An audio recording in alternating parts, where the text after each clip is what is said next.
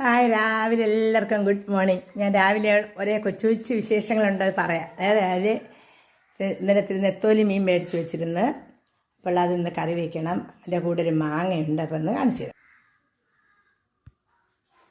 മീൻ ഇന്നലെ വാങ്ങിച്ച് നെത്തോലി ചാളയൊക്കെ ഉണ്ട് കേട്ടോ എൻ്റെ കൂടെ. ഇന്നലെ മേടിച്ച് വെള്ളത്തിൽ വെച്ചങ്ങ് വെച്ചിരുന്നു. അപ്പോൾ ആ മീൻ ചീത്തയാവില്ല. നമ്മൾ ഇതുപോലെ വെള്ളം ഒഴിച്ച് വെച്ചിരുന്നാൽ ചീത്തയാവില്ല. ഇനി അപ്പോൾ ഐസ് കട്ടയാവും കേട്ടോ, ഐസ് കട്ടിയാവും. ഇതിന് കുറച്ച് സമയം വെള്ളത്തിൽ ഇട്ടങ്ങ് വെച്ചിരുന്നാൽ മതി. ഇത് പോകുന്നത് പുളിഞ്ചിക്കയുണ്ട്. അപ്പോൾ മാങ്ങ ഉണ്ടപ്പോഴേ എനിക്ക് മാങ്ങയാണ് കുറച്ചും കൂടി ഇഷ്ടം.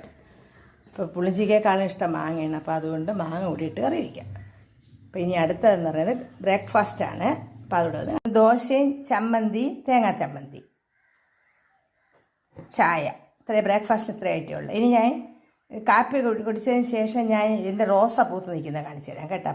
ഇളയ നാത്തൂൻ്റെ വീട്ടിൽ നിന്ന് കിട്ടിയ ചക്കയാണ് കേട്ടോ. ഞാൻ കഴിച്ച് പച്ചയ്ക്ക് ഇന്ന് എനിക്ക് പച്ചയ്ക്ക് എന്നെ ഭയങ്കര ഇഷ്ടമാണ്. അപ്പോൾ ഇന്ന് ഇത് ചെറിയ അവിയൽ വയ്ക്കാമെന്ന് വെച്ചാൽ അതിന് വേണ്ടിയേ ഉള്ളു.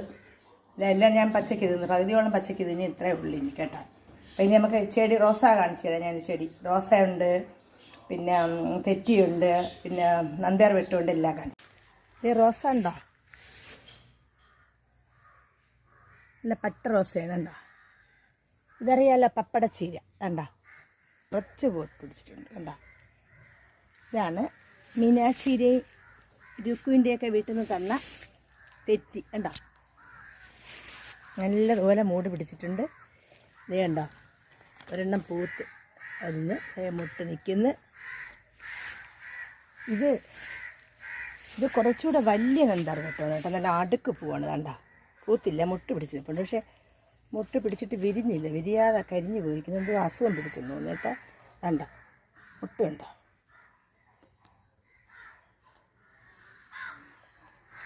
ഞാൻ അവിടെ ഒരു മൂടി തുളസി ജീവൻ വെച്ച്, മഴ എന്നപ്പോൾ ഉണങ്ങി നിൽക്കുകയായിരുന്നു. മഴ വന്നപ്പോൾ ജീവൻ വെച്ച് കേട്ടോ തുളസിക്ക് വേണ്ട കാണിക്കുന്നത്.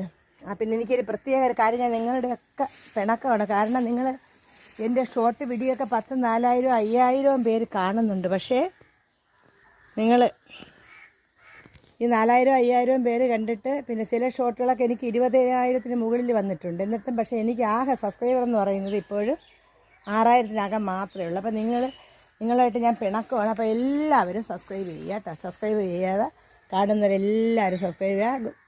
Tata, bye bye, okay.